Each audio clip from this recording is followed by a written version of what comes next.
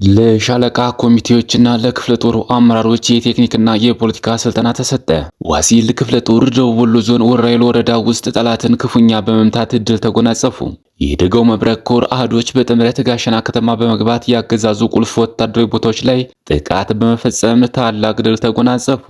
ልማደኛው ደጃዝማች አራተኛ ኮር ዛሬ በመተማ ወረዳ በመሻ ቀበሌ በተደረገ እልህ አስጨራሽ የማጥቃት ውጊያ እንደተለመደው የብርሃኑ ጁላን ዘባተሎ ግንባሩን እየነደሉ እንደ ሳሙና ሲደረድሩት ውለዋል። እሸት ክፍለ ጦር በአገዛዙ ሰራዊት ላይ የማያዳግም እርምጃ ወሰደች። አፋብኃ ምስራቅ አማራ ቀጠና ሚኒልክ ዕዝ ላስታ ሳምነው ኮር እሸት ክፍለ ጦር የብርሃኑ ጁላ ትግትልትል ሰራዊት ላይ አካላዊና ቁሳዊ ኪሳራ ደርሰውበታል። የአገዛዙ 48ኛ ክፍለ ጦር በአንጎት ወረዳ ጉዳት አስተናገደ። በወሎ ቤት አማራ ግንባር ብቻ በቅርቡ የዓለም አቀፍ ቀይ መስቀል ማህበር የተረከባቸውን ሳይጨምር ከ500 በላይ ምርኮኞች በፋኖ እጅ ይገኛሉ። የሀገረ ስብከቱ ስራ አስኪያጅና አንድ አብሯቸው የነበረ አገልጋይ ተገድለዋል። በትክክል ግድያው እንደተፈጸመ አረጋግጠናል። ቤተ ክርስቲያኗ እስከ መጨረሻው ድረስ አብራችሁ ተቆዩ። እነዚህና ሌሎች ያልተሰሙ መረጃዎችን በዝርዝር እናስደምጣችኋለን። የሚዲያችን ተደራሽነት እንዲበዛ ቪዲዮ ላይክ፣ ቻናል ሰብስክራይብ እና ሼር እንዲሁም ኮሜንት መስጫ ሳጥን ድል ለአማራ ፋኖ የሚል አስተያየት እያስቀመጣችሁ አብራችሁን ሁኑ። እነሆ ወደ መረጃችን ገባን። ዋሲል ክፍለ ጦር ደቡብ ወሎ ዞን ወራይል ወረዳ ውስጥ ጠላትን ክፉኛ በመምታት ድል ተጎናጸፉ። በትናንትናው ዕለት ከጠዋቱ 3 ሰዓት ጀምሮ እስከ ቀኑ 10 ሰዓት ተኩል በተደረገ ውጊያ የአማራ ፋኖ ብሔራዊ ኃይል ምስራቅ አማራ ቀጠና ሚኒልክ ዕዝ ንጉስ ሚካኤል አሊ ኮር ዋሲል ክፍለ ጦር 3ኛ ንስር ሻለቃ ድል ተቀንቶታል። በአርበኛ እንድሪስ ኢማም የሚመራውና በወራይሉ ለገሄዳ እንዲሁም ጃማ ወረዳዎች ውስጥ የሚንቀሳቀሰው ዋሲል ክፍለ ጦር ክንፉ የሆነው 3ኛ ንስር ሻለቃ ፋኖች ወራይል ወረዳ ውስጥ ክሬ በሚባል አካባቢ የሰሜን ምስራቅ ዕዝ 801ኛ ኮር ወታደሮች የሰነዘሩትን ጥቃት በመቀልበስ በመልሶ ማጥቃት 14 የሚሆኑ ወታደሮችን መምታት የቻሉ ሲሆን 6 ወታደሮች ወዲያውኑ ሲሞቱ ቀሪዎቹ ለሕክምና ወደ ጤና ተቋሙ ተጭነው ተወስደዋል። ጠላት አስከሬና ቁስለኛ ጭኖ ወደ ወራይሉ ከተማ ሲፈረጠጥ በከባድ መሳሪያ የአርሶ አደሮችን የደረሰ ሰብል አቃጥሏል። ከዚህ ውጭ በወገን በኩል የደረሰ ምንም አይነት ጉዳት የለም። በየጊዜው ከየቦታው ኃይል በማሰባሰብ ወደ ዋሲል ክፍለ ጦር የጦር ሰፈር በመግባት የክፍለ ጦሩን ሰራዊት ለመደምሰስ፣ ለማቁሰል፣ ለመማረክና ለመበተን ሙከራ ያደረገው የጠላት ኃይል በየሄደበት ያላሰበው እየገጠመው የሽንፈት ጽዋን እየቀመሰ አባላቱንም እየገበረ እየተመለሰ ነው። ከትናንቱ ባሻገር ባለፉት ቀናት ዋሲል ክፍለ ጦር በሰራቸው ኦፕሬሽን በቀይ አፈር፣ በሸላፋፍ፣ በዘርቃሚና አቦልድና ዝግባ ቀጠናዎች የጠላት ኃይል ላይ መጠነ ሰፊ ሰብአዊና ቁሳዊ ኪሳራ ማድረስ ተችሏል። የደጋው መብረቅ ኮር አህዶች በጥምረት ጋሸና ከተማ በመግባት ያገዛዙ ቁልፍ ወታደራዊ ቦታዎች ላይ ጥቃት በመፈጸም ታላቅ ድል ተጎናጸፉ። አፋብኃ ምስራቅ አማራ ቀጠና ሚኒልክ ዕዝ የደጋው መብረቅ ኮር አንሻ ሰይድ ክፍለ ጦር እና ቀኛዝማች ተበጀ ወርቁ ክፍለ ጦሩ ቃኞች ባደረጉት የጋራ ኦፕሬሽን በጋሸና ከተማ ፖሊስ ጣቢያና ነዳጅ ማደያ ድረስ ዘልቀው በመግባት በርካታ የጠላትን ሰራዊት ሙትና ቁስለኛ ማድረግ ታላቅ ድል ተጎናጽፈዋል። ታኅሳስ 5 2018 ዓ.ም ከሰዓት በኋላ በተደረገ የማጥቃት ኦፕሬሽን ሙሉ በሙሉ ውጤታማ በሆነ መልኩ ፋኖች ጋሸና መሃል ከተማ ድረስ ዘልቀው በመግባት ከተማ ፖሊስ ጣቢያና ነዳጅ ማደያ አካባቢ ተሰብስቦ የበረበረ የጠላት ሰራዊት ላይ ከባድ ጥቃት በመፈጸም ዙፋን ጠባቂ ሰራዊትና ካድሬዎችን ሙትና ቁስለኛ በማድረግ ከባድ ሰብአዊ ኪሳራ በማድረስ ታላቅ ጀብድ ፈጽመዋል። በአሁኑ ሰዓትም ጋሸና ላይ የሚገኙ አምቡላንሶች የብርሃን ወታደር አስከሬና ቁስለኛ በማጋዝ ወደ አቅራቢያ ሆስፒታል እያስገባ ይገኛል። የፋሽስቱ ሰራዊት በከባድ መሳሪያ የታጀበ ተኩስን የከፈተ ቢሆንም ቅሉ በነበልባሎቹ ቃኝ ሻለቃዎች የጠላትን ሰራዊት ወደ መብራት ኃይል እንዲያፈገፍግ አድርገውታል። በርካታ ጉዳት የደረሰበት የብርሃኑ ጁላ ሰራዊት መድፍና ዙ 23 በግዴለሽነት እያስወነጨፈ የተለመደ ንጹሃንን የመበቀል ተግባሩን እየፈጸመ ይውሏል። ለሻለቃ ኮሚቴዎችና ለክፍለ ጦሩ አመራሮች የቴክኒክና የፖለቲካ ስልጠና ተሰጠ። በአፋብኃ ቴዎድሮስ ዕዝ 109ኛ ኮር ለ88ኛ ክፍለ ጦር አመራሮችና ለሻለቃ አመራር ኮሚቴዎች ችግር ፈቺ የሆኑ ቴክኒካል የመሪነት ጥበቦች ላይ የተመረኮዘ የፖለቲካ ስልጠና በአርበኛ ግሩም ምሳሌ ተሰጥቷል። ክፍለ ጦሩን በአዲስ ከማዋቀር ጀምሮ ዘርፈ ብዙ ድጋፎች ለክፍለ ጦሩ በማድረግ ከቀጠናው ግንባር ቀደም እንዲሆን ያለ ረፍት እየሰራ ያለ ትጉ አርበኛ ነው።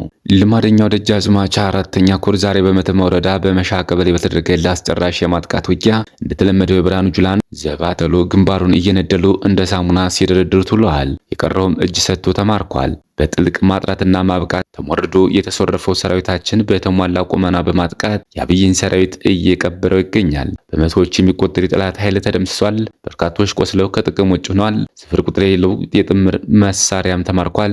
የምርኮኛው ብርሃኑ ጁላ ወታደር እንደተለመደው ተማርኳል። በደቡብ ጎንደር የተለያዩ ቦታዎች ማጥቃት የተሰነዘረው አይበገሬው ሜጀር ጀነራል ውባንታ ባተ አራተኛ ኮር ሁለት ክፍለ ጦሮች በዋና መስመር የሚገኙ ከተሞችን ዘልቀው በመግባት ጠላትን በሳት አረር ሲገርፉት የዋሉበት ዕለት ነው። አይበገሬዎቹ በሰነዘሩት ጥቃት ሆዱ የተንቦጫቦጨው የብአዴን ቡትቶ መደበቂያ ፍለጋ እየተሽለከለከ ይገኛል። ሰራዊታችን ጠላትን የማድቀቅና የመበተን ተልዕኮውን በስኬት እያስቀጠለ ነው። በሁለቱም ግንባር የተመዘገቡ ዝርዝር መረጃዎች በቀጣይ የምናደርስ ይሆናል።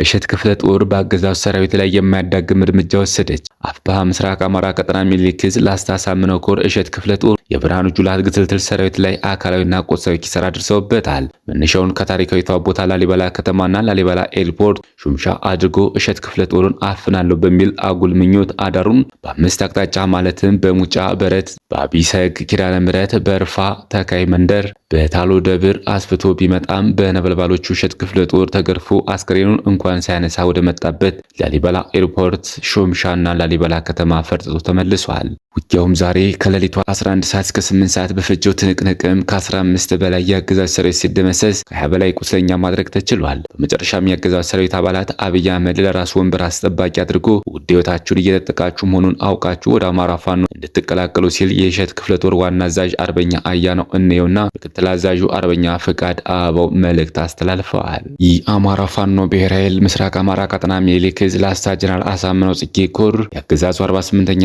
ክፍለ ጦር በአንጎት ወረዳ ጉዳት አስተናገደ። ጨፍጫፊው አብይ አህመድ ስልጣን አስጠባቂ ሰራዊት በአንጎት ወረዳ ዋና ከተማ አሁን ተገኝ ከተማ በጥራሪ ክፍለ ጦር ኤፍሬም ሻለቃና ያሬድ ሻለቃ በተውጣጡ የፋኖ ሰራዊታችን በተከዜ ክፍለ ጦር 5ኛ ሻለቃ የተወሰኑ የፋኖ አባላቶች በመጣመር በሌሊት በተደረገ ሰርጂካል ኦፕሬሽን በ48ኛ ክፍለ ጦር የአገዛዙ ስልጣን አስጠባቂ ሰራዊት ላይ በተከፈተ ተኩስ ከ10 በላይ አባላቶቹ ሙትና ቁስለኛ መሆናቸውን ማረጋገጥ ተችሏል። በነበረው አውደ ውጊያ መገናኛ የያዘን የአገዛዙ ሰራዊት ጨምሮ 6 ሕይወታቸው ሲያልፍ 4ቱ ቆስለዋል።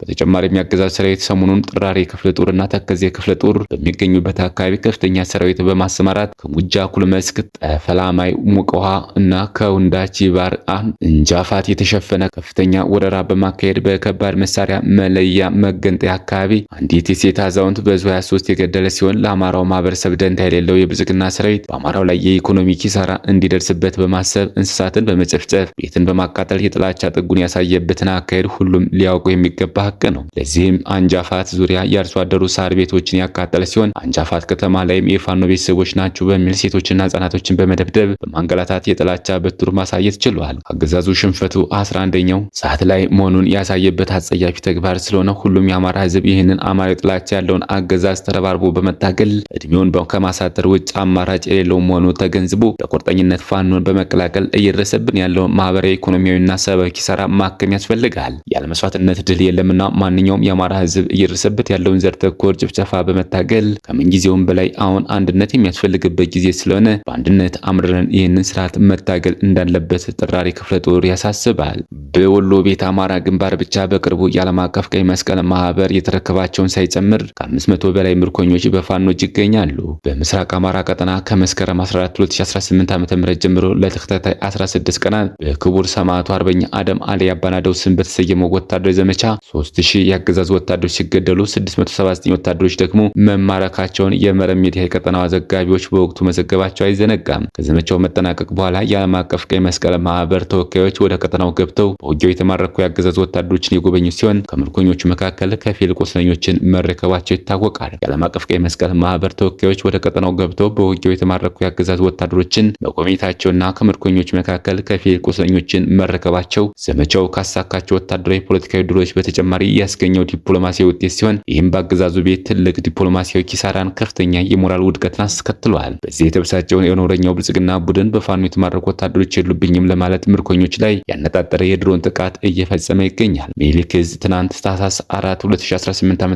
በህዝብ ግንኙነት መምሪያው በኩል ባስተላለፈው መልእክት ቀይ መስቀል የቀሩ ምርኮኞች ወታደሮችን እንዲረከበው በድጋሚ ጥሪ ማቅረቡን መረብ ሚዲያ ተመልክቷል። ክቡራትና ክቡራን የቻናላችን ቤተሰቦች ሰዓት ያዘጋጀናቸው መረጃዎች እነዚህ መስሎ ነበር። በሌላ የመረጃ ሰዓታችን እስክንገናኝ ድረስ የዩቲዩብ ቻናላችን ሰብስክራይብ፣ ሼር እንደዚሁም ላይክ እያደረጋችሁ ጠብቁን። ቸር ያገናኘን። መልካም ቆይታ